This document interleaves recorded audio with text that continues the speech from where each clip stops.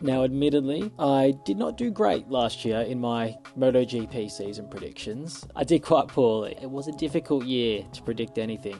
And, disclaimer, I did make all of my predictions before testing last year. This year, I've cheated a little bit. Now, at time of recording, testing had just finished yesterday, but it turns out we didn't really learn much, like sometimes you normally do. Get a good gauge of what's going to happen from testing. It was the most confusing testing timesheet I've ever seen, anyway, because there was just people everywhere.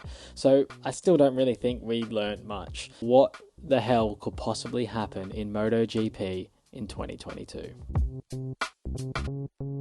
Now, my first prediction for the year is going to be for the Rookie of the Season. The Rookie of the Season, of course, goes to the rookie who scores the most points. Now, the obvious thing here, I think for most people, would be to sort of back in one of the KTM boys. Remy Gardner's got the racecraft. Raul Fernandez has the outright incredible pace. I mean, I think most people will be looking at one of these two. But when it comes down to scoring the most points, how good is this KTM compared to that Ducati? Our other two rookies on the Ducatis, Bezzecchi, obviously, and Fabio Di Giannantonio, I'd probably back Bezzecchi out of those two, and then obviously you got Darren Binder on the Yamaha. First of all, the Yamaha doesn't look like it's going to be that strong. Also, Darren Binder doesn't look like he's going to be that strong either way. It leaves us in this weird predicament where we either got to pick a rider that we don't think is going to be quite as good as the other two, but he's on the better bike, or we got to pick one of these other two lads to get more out of their bike than Bezzecchi basically does out of a Ducati.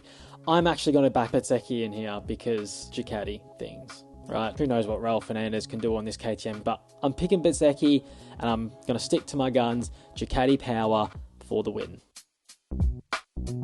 For my second prediction, I will attempt to predict a surprise winner. So someone who maybe we don't think is going to win a race, but I think they will win a race. My surprise winner for the year is going to be Aleix Espargaro. Maybe you could argue it's not that surprising because Aprilia's had a bit of an upturn in form, but an upturn in form doesn't necessarily make you a guaranteed winner on the grid when you've spent, what did they come back, 2015, just being sort of back runners, really. So I still think it would be a bit of a surprise if he won one, especially with his record, not being a race winner before in MotoGP after all this time. So I think Aleix Espargaro for a surprise win this season. And while we're on that, I'm also going to try and predict how many different riders will win races this year, and I'm also going to give you a list of those riders. So we've got a 21 race season. So how many different race winners can we fit into 21 races? I've gone bold on this. I picked 9 different race winners just because there were certain guys that I just didn't want to leave out, even though they might not win a race. When we do these scores at the end of the season and react to this video, which we inevitably will do, I'm going to work it like this. Every single one that I get right, I'm going to get a point. And for every one I've got on the list here that doesn't end up winning a race, I'm going to lose a point. Here are the 9 riders.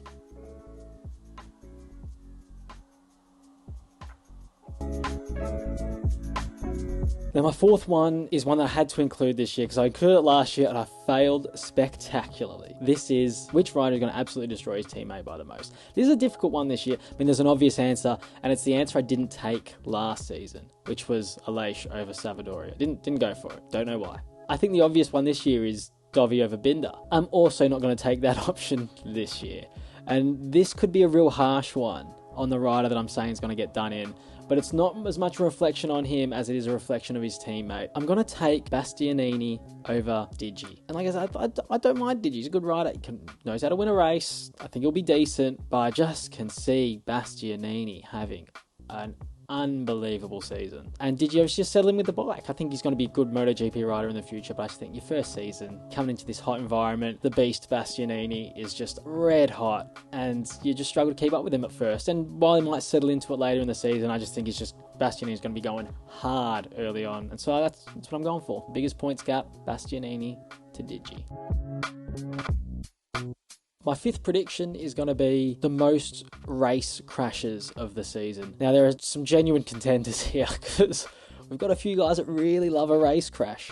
I mean, we've got a lot of guys that really love a practice crash and a quality crash and everything too, but this is just how many crashes during races. It doesn't have to result in a DNF. It's just the most crashes in races. Now, the shortlist for this one was a mile long. I mean, we got Marquez, we got Rins, we got other Marquez, we got all the rookies, Dive Bomb Darren, everyone, we've got Miller, whoever. But I'm going with the rookie Raul Fernandez. I still think he'll score a good haul of points in the championship, and I think he'll have some pretty high race finishes. But I just think the nature of it, and not in a negative way, I mean, we've seen a lot of good riders do it where guys like him, when they push like he does, inevitably you will fall a few times, worn tyres, heavy fuel loads, whatever it is. Yeah, I think he'll crash the most times in the races this year. I think Marquez, I would normally have gone for one of the Hondas, probably one of the Marquez brothers or something like that. But the Honda looks like it's sorted itself out a little bit, not as harsh on the front end, and the guys aren't having as much issue with it. So therefore, I don't think any of them are going to crash as much. And that left me with Raul Fernandez. Although I hope he does. I don't want anyone to crash all the time, but I'm just thinking,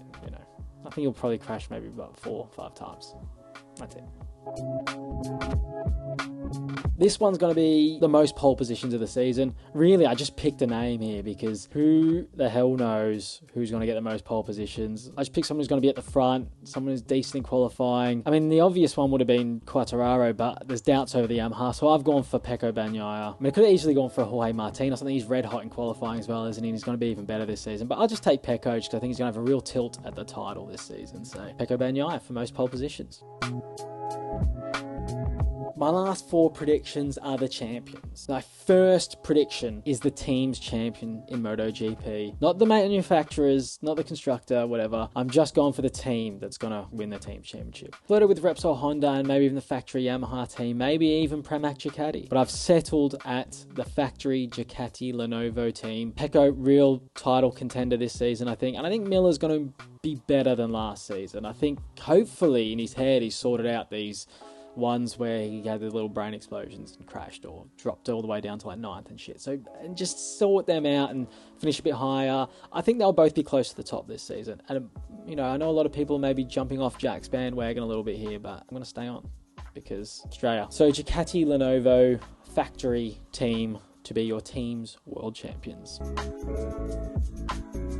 Our next world champion is for Moto3. Who's going to be our Moto3 world champion? It's no secret if you've been watching my videos that I'm a huge fan of Dennis Foggia. I just love him. I just love the guy. I think he's brilliant. I think a lot of people will see him as the obvious answer here, but I think we could be forgetting about a couple of other guys who really, really gave it a shake last season. Namely, Sergio Garcia is the one major contender I'm thinking of here. So unless we get another Acosta come out of nowhere as a rookie, I think you've got guys like Joao Macia and stuff as well. I think these are the heir apparents to Pedro. Now, while I like a look at the few of them, I think certain guys are going to step up, Izan Guevara and things like that. I think it's really, your obvious choices here are Foggia and Garcia. I'm going to stick with Foggia. He has enough of that pure punchy speed to go and just finish on the podium almost every single time he finishes the race. It only killed him last year that he only finished like one of the first 5 races or something. Without that, I think he's world champion. And I think he will be world champion this year. And good luck to him. I just think he's a jet. I love him. The next world champion is our Moto2 world champion. And I actually found this one the most difficult prediction to make this season. I think it's the hardest one. I mean, obviously you can look at Lowe's, who will be there or thereabouts. Augusto Fernandez going to the IO team. It's going to make him a contender. Pedro Acosta, can he do the unthinkable and go rookie champion, and potentially just straight up again? But really here what we're looking at is, other than Acosta maybe, there's no supreme talent, I don't think. Like, they all just left. Raul Fernandez, Remy Gardner, Bezzecchi. I think they've all just gone up. A lot of people will pick Lowe's. A lot of people will pick Acosta here. But this is one of the most unpickable things. I mean, here's a list of people I think could win it. The keen-eyed amongst you will have noticed that Jake Dixon was not on that list. But for me, I settled my 2 that I really was looking at, and I think these are the 2 that I think are going to be there or thereabouts. Definitely. I mean, Sam Lowe's is always going to be there or thereabouts. But I'm not going to go for Sam Lowe. Augusto Fernandez on his move to the IO team, and Aaron Canet just as a natural progression of his ability there to move up. And one of the next best guys obviously makes you championship contender when all the other guys leave. I'm going for Augusto Fernandez. I think Augusto Fernandez is going to be Moto2 World Champion. I mean, he could have a shit season. I don't know. He's one of those guys that he's either really quick or he's just not. So who knows? I mean, maybe Canet. No, yeah. Okay, Fernandez. We'll settle on Fernandez and move on, and that's it.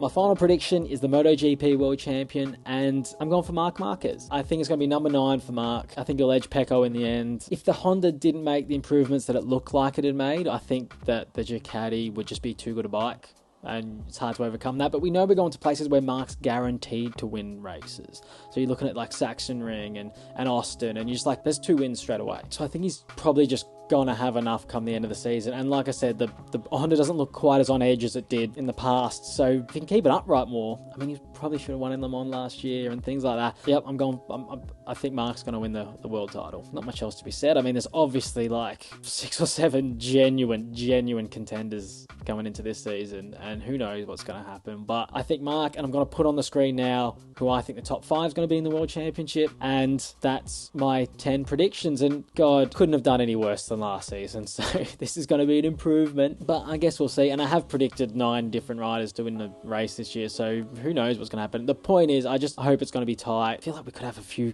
contenders still in the running, 3 or 4 maybe, going into the last 3 or 4 races. So that's what I'm hoping for. Really competitive season. And that's just what I think is going to happen. And my track record isn't great. But what I think is going to happen doesn't really matter.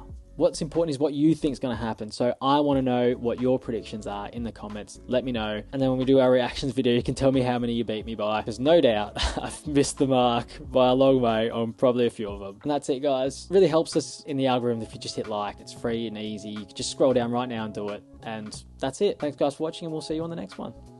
Take it easy.